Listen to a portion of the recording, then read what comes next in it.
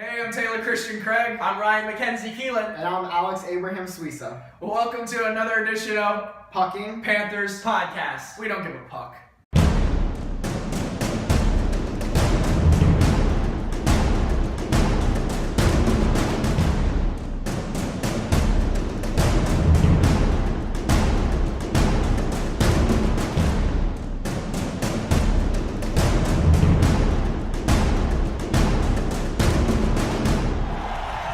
So, guess who's hot right now? He's just so hot right now. So hot right now. Do you know what we're talking about, Ryan? No, who are we talking about? We're talking about Michael Pucking Matheson. That's who we're talking about. He's turning it up in the preseason. Everyone is noticing. You know what? All I'm seeing on Twitter is people just saying Matheson. Yeah. He's the champ. He's so hot right People now. are like setting up their lines like, what if we put him with Kulikov? What if we put him with Goody? I mean, he's turning heads. He's scoring on the 3-on-3 overtime. He scored in the rookie game I went to in Estro. Yeah. He's looking really good. He's a very fluid skater also. It's like a higher scoring Brian Campbell because the way he moves out there. Higher scoring now. Now. Used to be. Now. Yeah. He used to put the puck in. Yes. Yeah. But everyone's surprised, but that he was a first-round pick recently. Ryan's been calling this. 2012. He's a great skater. He's been a great skater for years. He will fit right in.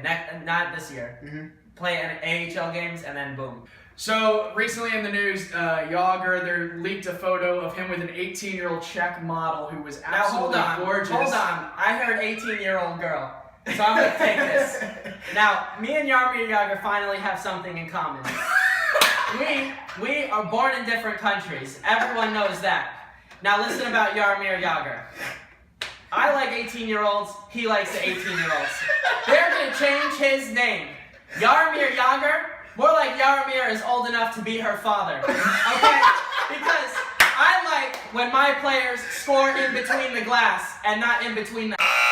Now that's just how I was born. And I just like Ymir Kadri. I like when they stick it in the net and not in the model. That's just my theory on that. Would you like to add to that? That was great. That was Gotta those are some hot takes. And I don't have a problem with it. If Jagr is on the other side of 40, so Jagr can if that doesn't distract him, if that's a one-night stand, but if this girl doesn't get psycho on him or something, then we're all good. It looked like she already went psycho. Well, at least she didn't bring out the rape card. That's the. Well, she did. She took a picture with. I was being raped. As she's peace, rapist. Okay, we've had enough with the shenanigans of Jagr in the off season. Now we're on to 3-on-3 hockey. This year is big for the NHL. I love the decision, honestly, to get rid of 4-on-4 because it's going to too many shootouts. It's going to be very exciting. They said so far in the preseason, all the teams that they let them play in the 3-on-3, they've been ended in 2 minutes or less. Yeah. So, I mean, shootout is going to probably be eliminated pretty much just because of this 3-on-3, which is pretty good fun. And if the 3-on-3 doesn't end, that has to be some excellent hockey for it to not end. I mean, that's got to be great defense. It's going to be back and forth. Ymir rushes the whole entire time. The shootout is not gone because the 3-on-3 is a shootout, pretty much. It is. It's up and down. It's more teamwork than just one person I like going it at the better. goalie. It's a lot better. Seriously, a shootout is just a skills competition. It's It's really about if I have 3 guys that can deke the guy out of his jockstrap, then I win the game as long as I can tie them after 60 minutes. What do we think the lines are going to be like? What do you think, Taylor? I'm gonna go with the 2 young guys on our top line, which is gonna be Huberdeau and Barkov. And let's throw Ekblad. Ekblad, of course. I want 2 defensemen. Honestly. Really? Yes. A lot of people have been putting out 2 defensemen. We have scoring defensemen, so Who would you Ekblad say? and Kulikov. He's dying to go. No. I'm just saying. What would be your 2? Okay, say there. I think there's 3 lines that are going to be 3-on-3 lines. Yeah, what would you say are your 3 lines? Okay, Kulikov and Ekblad would probably our quickest, and then I don't really care who the forward is there at that point. Barkov, whatever. Okay. Then Bjugstad, and then you just fill in 2 defensemen. Would your 3 forwards be Bjugstad, Barkov, Huberdeau? Yes. Okay.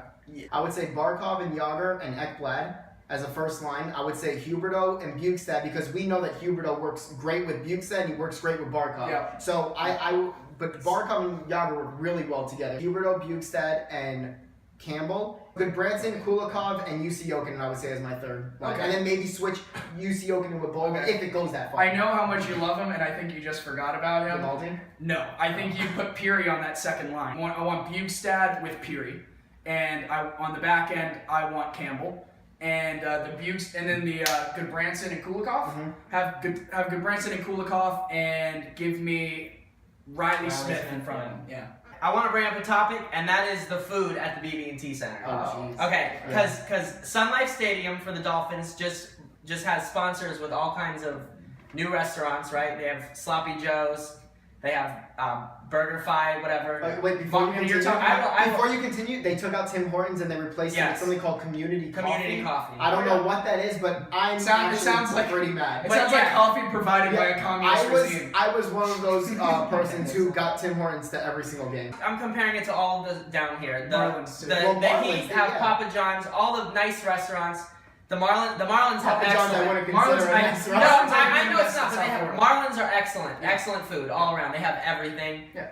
The Panthers, I'm talking about for the public. Club Red is obviously the best you're gonna get, but we've been not. there. It's great. Yes, it's great but not really the public. At all the other ones, the public can get great food. I sympathize with your problems, but I have a different fight to pick.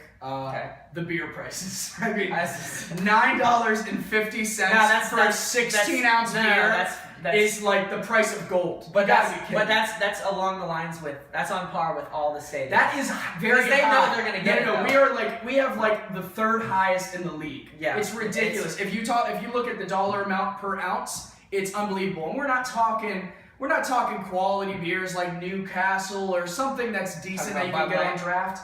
Yeah, they're talking about Bud Light and Miller Lite and Busch and Coors, and I'm like, how am I paying that? And I can only get that. Or if I want a Heineken, I'm paying $12.50 or $13 for a little cup. Yeah, for like an aluminum little bottle, like I'm in the triathlon. They have Subway, but the foot-long sub is how much?